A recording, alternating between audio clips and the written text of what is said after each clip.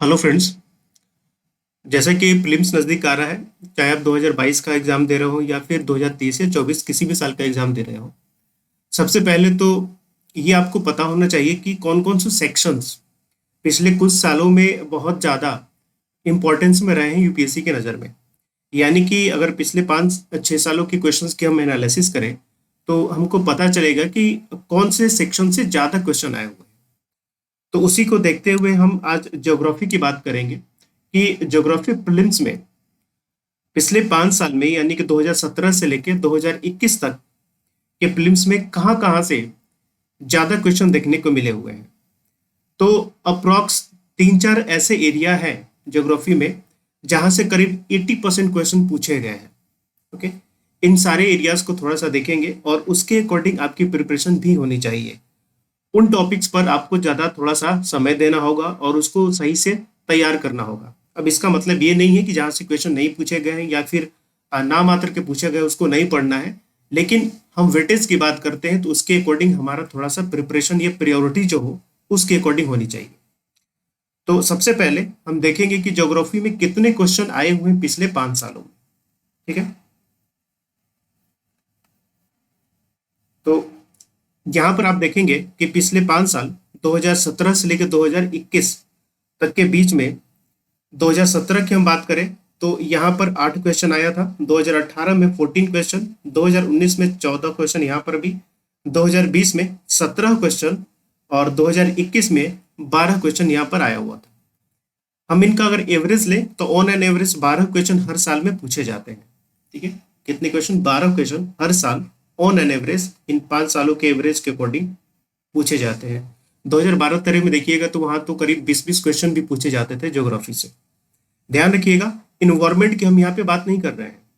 Environment को हमने अलग करके सिर्फ एक्सक्लूसिव ज्योग्राफी की बात की है। ज्योग्राफी में जैसे कि आपका क्लाइमेटोलॉजी हो गया, जियोमॉर्फोलॉजी, ओशियंस, मैपिंग हो गई, ज्योग्राफी प्लेसेस से रिकॉर्ड रिलेटेड, ये सारी हम चीजें इसमें कवर करेंगे। तो इन्वायरमेंट एंड इकोलॉजी का सेक्शन इसमें हमने कवर नहीं किया हुआ।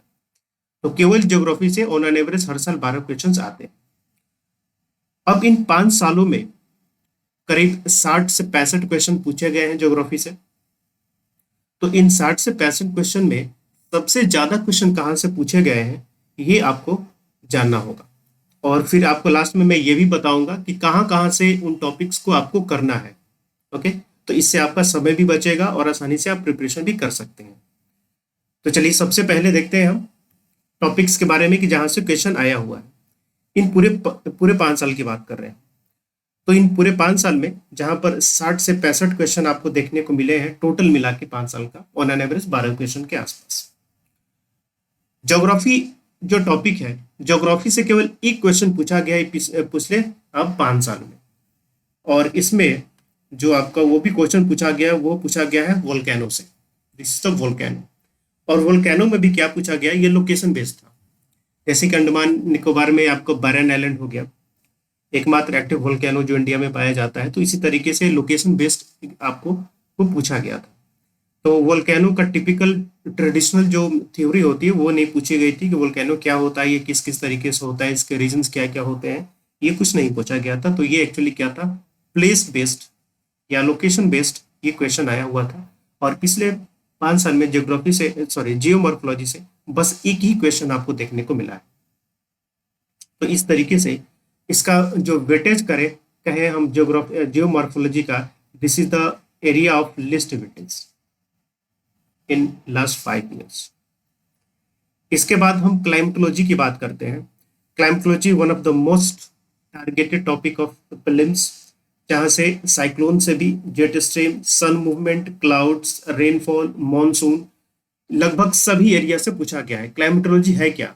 जनरली क्लाइमेटोलॉजी में 2 चीजें आती है, एक तो सन या सन का मूवमेंट, उसके अकॉर्डिंग आपके सारे सीजन्स और चेंज होते हैं, ये सारी चीजें होती हैं, और प्लस विंड।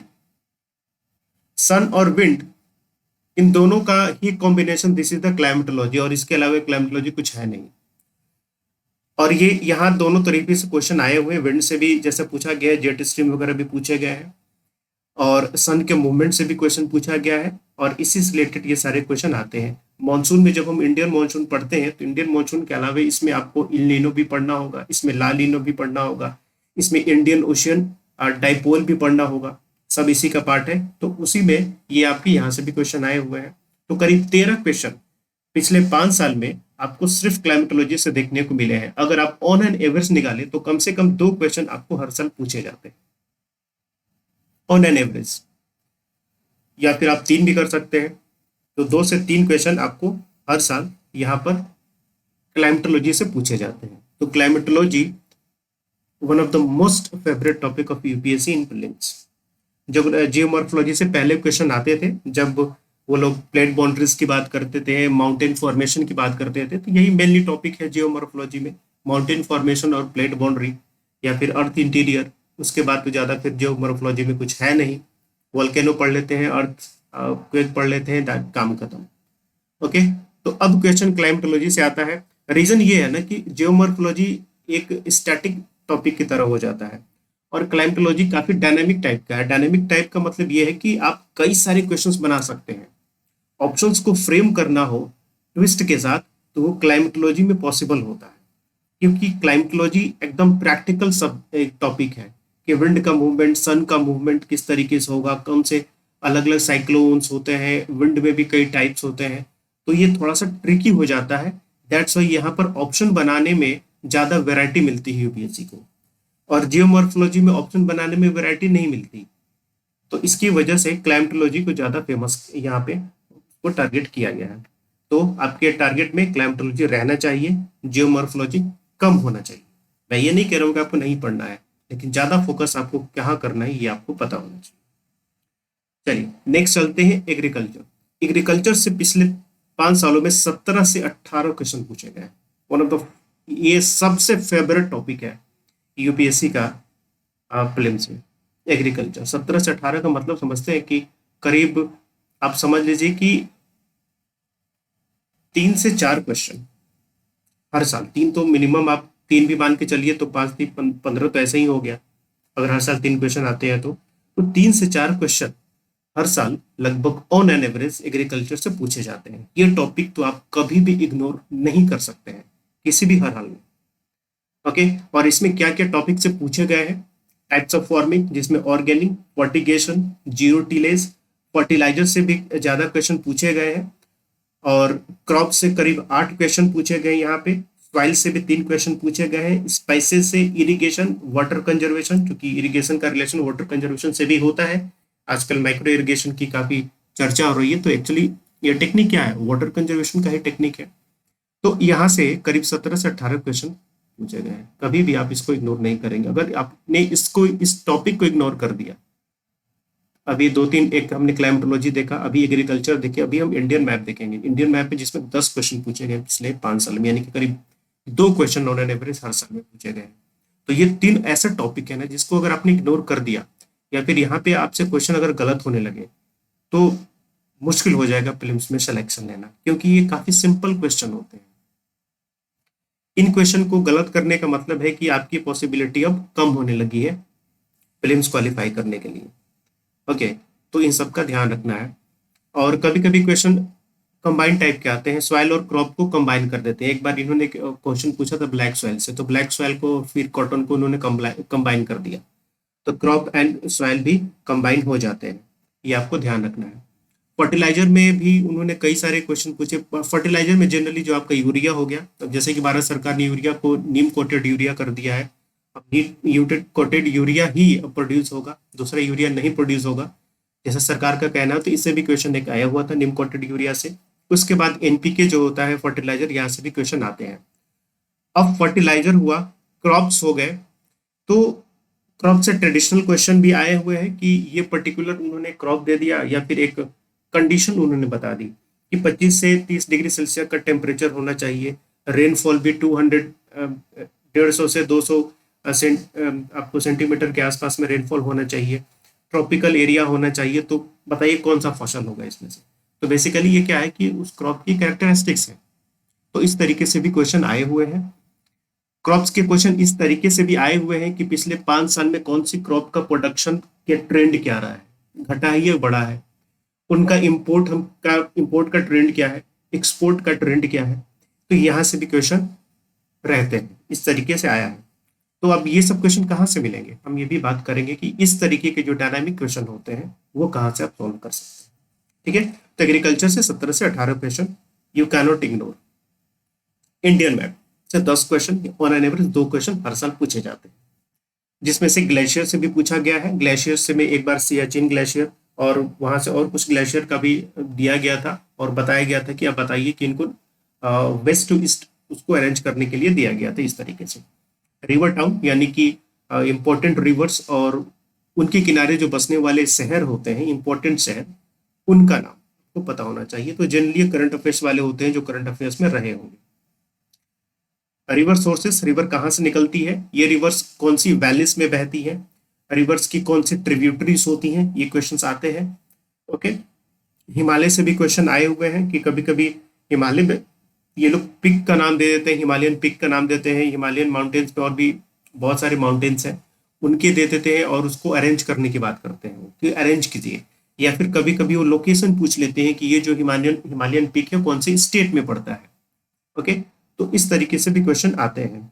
इसके अलावा लेक्स और वो कौन से स्टेट में लेक्स पड़ते हैं, यहाँ से भी क्वेश्चन आपको देखने को मिला है।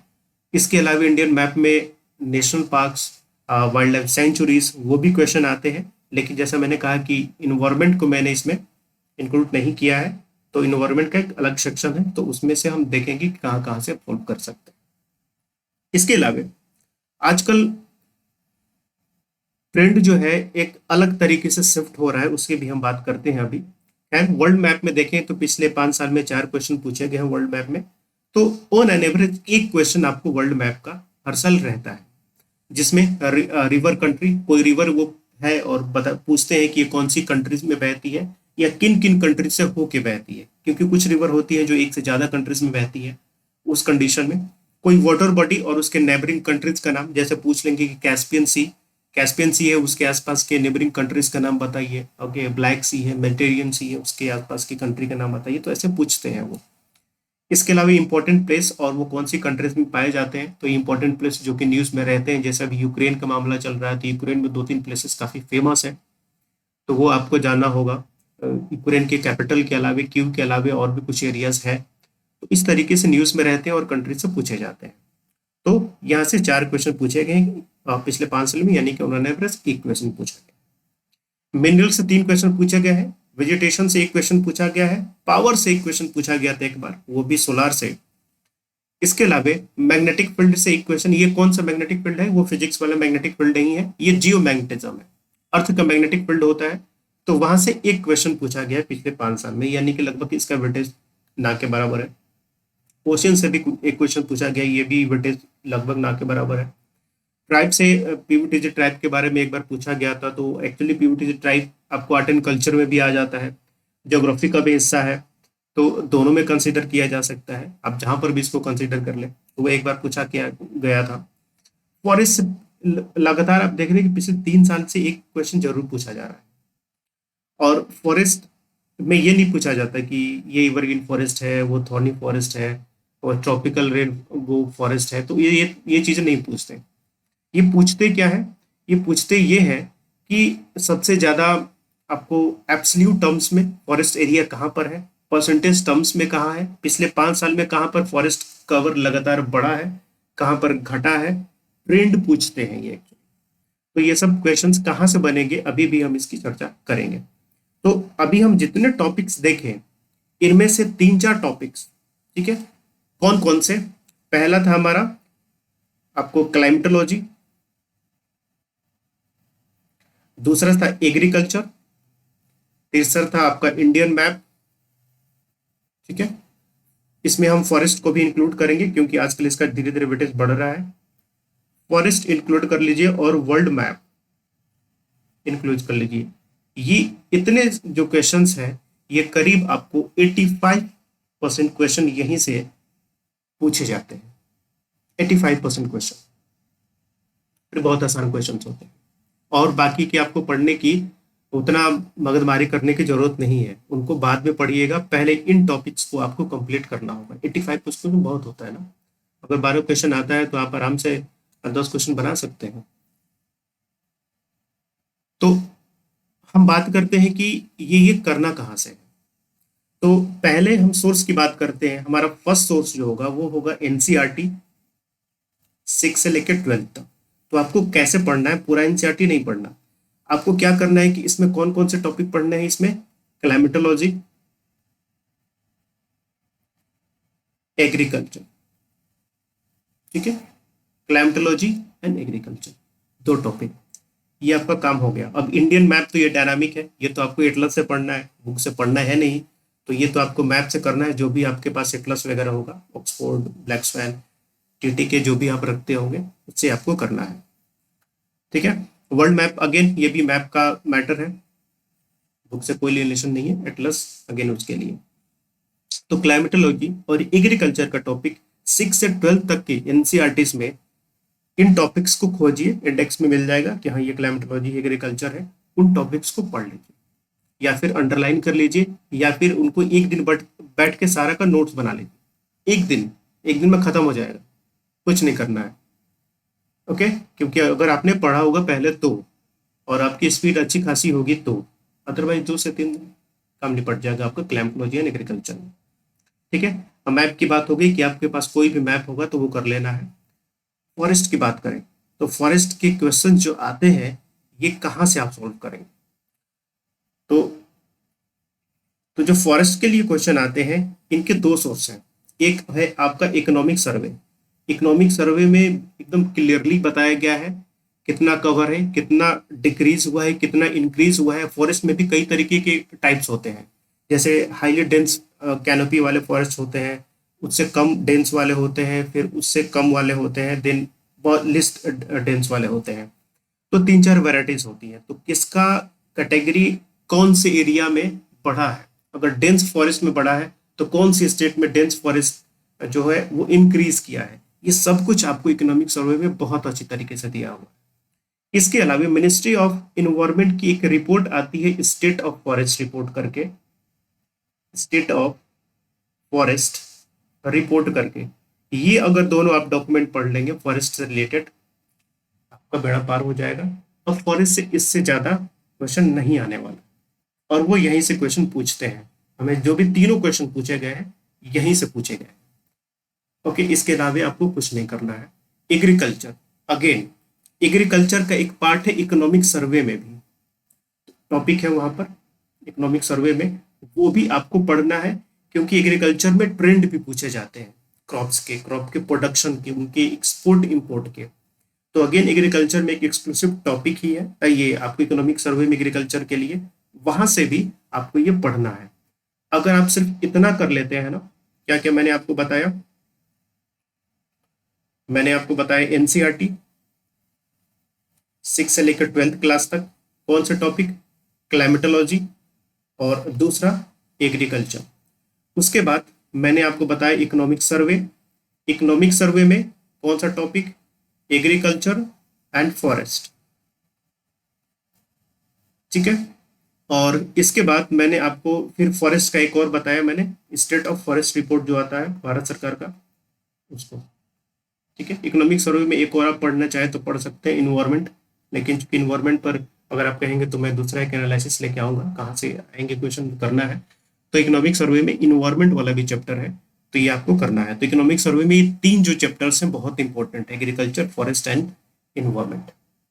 इसको आप किसी भी तरीके से इग्नोर नहीं कर सकते हैं। एग्रीकल्चर में ही एक सब टॉपिक इकोनॉमिक सर्वे में फर्टिलाइजर, तो फर्टिलाइजर का भी आपका गेम वहीं से हो जाएगा इकोनॉमिक सर्वे से।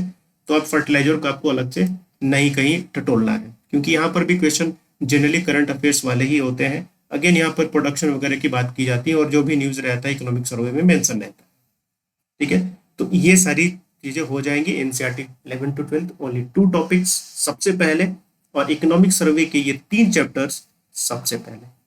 ज्योग्राफी में 12 से 10 क्वेश्चन, 9 से 10 क्वेश्चन आराम से आपका बनेगा, यहाँ से छूटने वाला नहीं। लेकिन इसके अलावा जो टॉपिक हैं और छोटे छोटे जो जहाँ से 1-2 क्वेश्चन आए हुए हैं उनको भी आपको लास्ट में पढ़ना है, छोड़ के नहीं जाना है, ओके। क्योंकि आपको अपने तरफ से सेफ खेलना है, लेकिन सेफ में भी रहता है ना कि एक हमारा कोर एरिया ज़्यादा स्ट्रांग होना चाहिए कि वहाँ से कुछ ना छूटे। तो वो ये टॉपिक्स हैं जो आपको बताते हैं कि पिछले 5 साल में इनका वेटेज सबसे ज़्यादा रहा तो ये आपके बहुत अच्छे से प्रिपेयर होने चाहिए। ठीक है, तो आई होप आपको समझ में आया होगा, अच्छा भी लगा होगा। अगर आप चाहते हैं कि मैं पिछले 5 साल के क्वेश्चंस भी करा दूं जो प्रीलिम्स में आए हुए हैं, तो आप कमेंट में बताइएगा। अगर इसके अलावे और भी सब्जेक्ट्स कि आपको इस तरीके की वीडियोस चाहिए जहां पर टॉपिक्स को मैं बताऊं कि कौन सी इंपॉर्टेंट है और कहाँ से आपको करना है, तो अगेन आप कमेंट कीजिएगा और उसके लिए भी वीडियोस आपकी आ जाएंगी। ठीक है, thank you, have a nice day.